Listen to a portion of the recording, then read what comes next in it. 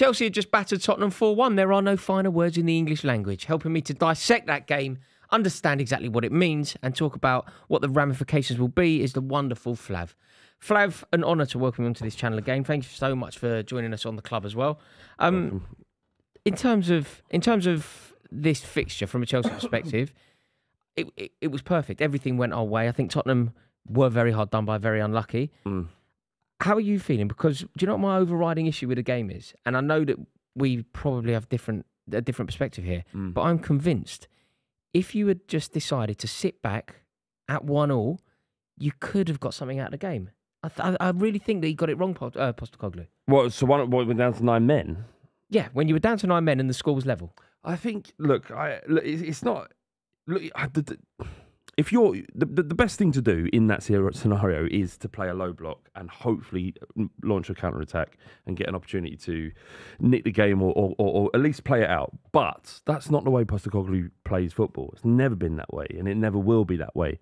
We knew when he came from Celtic that was going to be non-negotiable. The players know it's non-negotiable. This is where we play out from the back. We got into trouble playing out at the back. The red card came from that, and the goal came from that penalty. So, look, this is just the way Postecoglou plays, and I accept it and love it. But I saw being enough. A good manager is being pragmatism has to be part of a manager's repertoire, doesn't it? So it's all very well having an ideology and a progressive ideology and an expansive one. It's great, and it's very in keeping with the traditions of Tottenham. I get it, but if there's ever an occasion to just go, maybe we sit back here. Is that not it? But I saw enough in 90 minutes. That we're down to 9 men that showed that we will be there or thereabouts at the end of the season. It's not. It's no. This is the way we play, and it doesn't matter. And like if we played pragmatic and we created a low block and tried to see that game out.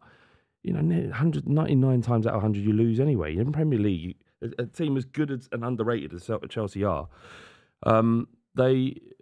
you concede and you lose the game. Weirdly, before the game, I think a lot of people were thinking that Tottenham were going to batter Chelsea. Well, but you didn't. We had the conversation. No, you didn't. I thought it was quite interesting.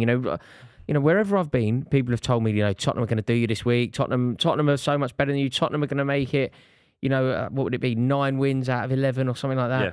And I always felt like Chelsea would have a chance, but the only reason I felt like Chelsea had a chance was because of the history.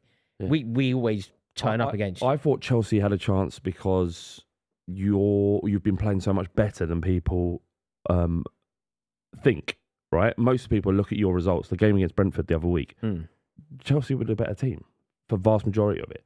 They just couldn't score. Brentford did what they needed to do, but the balance of play was in Chelsea's favour, and that has been pretty much a mainstay throughout the entire season. You should have beaten Arsenal. So I looked at it and going, Chelsea are a dangerous team. Their position is a misnomer, and is that the right word? It's certainly not a fair representation of where Chelsea will finish. So I was worried, but I never thought I'd see a game like that, which was one of the most mental game of footballs I've ever seen. It was everything, wasn't it? How many times did you have it in the back of the net? 5? Yeah. Well, apart of, like disallowed goals. Well, in the first half, we had the ball in the back of the net 4 times. We had 1 goal to show for it. Yeah. No, it was. We had it even a twice. Mind-boggling, weird, brilliant spectacle, wasn't it? It was intense. It was aggressive. It was a London derby in the truest sense of the word. Yeah. Do you believe? Right. Let's try and imagine a scenario where things didn't go as badly from your perspective as they could have done in terms of the unlucky stuff. Yeah. So 11 versus 11, no injuries. From what you saw when it was that, do you think you'd have won the game? Obviously, you went 1-0 up. We went 1-0 up. I think when the penalty was given and Romero was sent off, you was on top. But I thought, and we'd seen that before, and when we played Manchester United, they had a spell on top, and we've had previous a few other teams that they've had moments in the game where they're on top, and we come back round. Our quality shows, and we keep playing, and it's very difficult to play against Spurs because of our possession-based football. I thought that was what was going to come round, that Spurs would turn the screw and we'd find a way of winning. But yeah, like I say, with the sending off, it was impossible. I think over 90 minutes, if it had been 11 versus 11, it would have been a great game of football for other reasons than what we saw today. And I would have thought we would have won, yeah. Yeah, and Nicholas Jackson hat-trick obviously contributed massively to the downfall. I can't believe I'm saying those words. I can't believe you're saying the words, but that, against 9 men, the way we were playing, he's always going to get opportunities. But is he good? Do you think he's good? Is he? I didn't, and I he didn't play well today. No, he didn't. But I don't think you can ever. You can't ever score 3 goals. Yeah, score 3 goals. Yeah. You score 3 goals in a Premier League away from home against a team top of the league. You've got to be fairly happy with your night's work. Yeah. What do you make of Pochettino now? Sorry to ask you questions. No, please do. Pochettino, Not so much about what he said, but how his performance as a manager. I think he's done well. I don't necessarily think he's exceeded expectations. I think he's done what would be expected. I think there have been fairly uninspiring performances from him. I think there have been moments where it's lacked. I think he's got a lot of things wrong. I'd say that performance against Arsenal. Yeah. The reason that Chelsea didn't win that game was Pochettino. Why? He made some substitutions that were truly ridiculous. Like, he took off everything that was causing Arsenal a problem. He took it off. So we took off Mudryk, we took off Sterling, brought on Madueke, brought on Reece James, invited the pressure on, and got it wrong. So he's been at fault for things, but he's also the best person, like, in terms of senior positions, in terms of like management positions, like across the club. He is the most and possibly only football person that I trust in the club. Yeah, I know what you're saying. Yeah, I've been impressed by his. This is difficult for me to say as well, but I've been impressed by his calmness when things have not been going well. Yeah. Like some Chelsea fans might look at it with a lack of passion, but it's actually this calmness of actually, no, I know what we're doing. Things are starting to click into gear for Chelsea, and he is almost like he knew this all along, and he just waiting for patience, basically. Yeah. But it'd be interesting to see if this result for both of us, let's actually have a look at this in terms of what this tonight means moving forward. Tottenham going into this game were top of the league and flying, and certainly I know what you're in thinking. Contention. You're thinking you can finish above us now. That's the question. I mean, it's a huge leap considering that we were in the bottom half going into this game, and Forest were above us, and you were top of the league. But momentum is a big thing. The season's long and arduous. You've now got these injuries. Chelsea have won the game.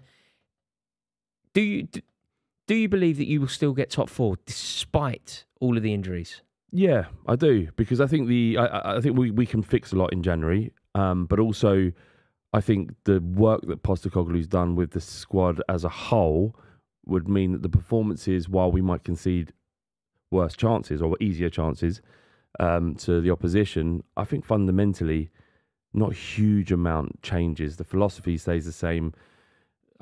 Providing we didn't even talk about Maddison's injury, he's gone off, but providing that he comes back to the fore, that we still create chances. Do you think you beat Wolves without potentially Romero, Maddison, Van der Ven? It's tough, isn't it? And that's like one of your 3 best performing players. He takes Son as well, but yeah, those 3 are kind of our outliers.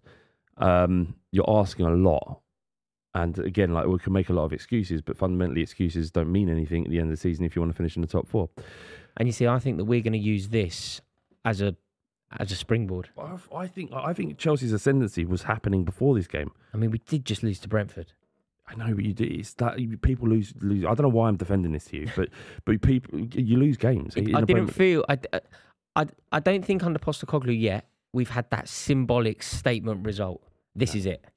We played very well against Liverpool, but we didn't win the game. We played very well against Arsenal, we didn't win the game. We've finally gone away from home to a team that's top of the league after a significant portion of the season, and we've won. But against nine men, it doesn't mean a lot. There's not, yeah. I know. My narrative. Yeah, no, and it's accurate. Yeah. But Chelsea have won the game in a situation where nobody really thought we would. I bet you Guinness that Chelsea finish above you. What? End of season. All right, fair play. Deal. Thank you so much for watching this video. Please let us know your thoughts in the comments below. Click subscribe if you haven't yet. And a huge thank you to the one and only Flavio Briatore. An honour to welcome you onto the channel. In a bit.